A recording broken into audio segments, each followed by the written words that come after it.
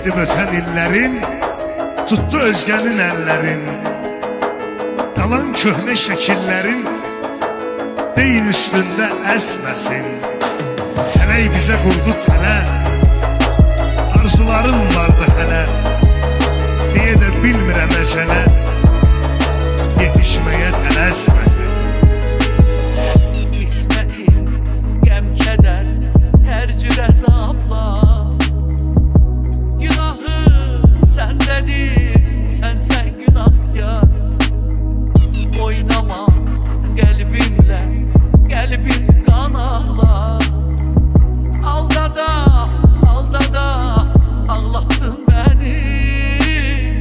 Sevirəm, söyləyib, sən aldın məni.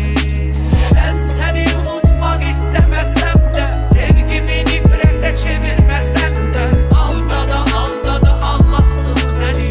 Sevirəm, söyləyib, sən aldın məni. Mən səni unutmaq istəməsəm də, sevgimi nifrətə çevirməsəm də, aldada, aldada, ağlatdın məni. Sevirəm, söyləyib, sən aldın məni. Gecələr göylərə baxıram ərdən, ay dərdi çox olan kəsə bənzərdir. Ulduzlar seçilmir küllü bəşərdən, ayınsa ulduzlar qədərdir dərdi. Xəyanət, xəyanət insanı yandırır amma, mən bunu bilmədən sevmişdim səni. Dönmək istəyirsən, dön gəl, utanma, sənsizlik ondan pis yandırır.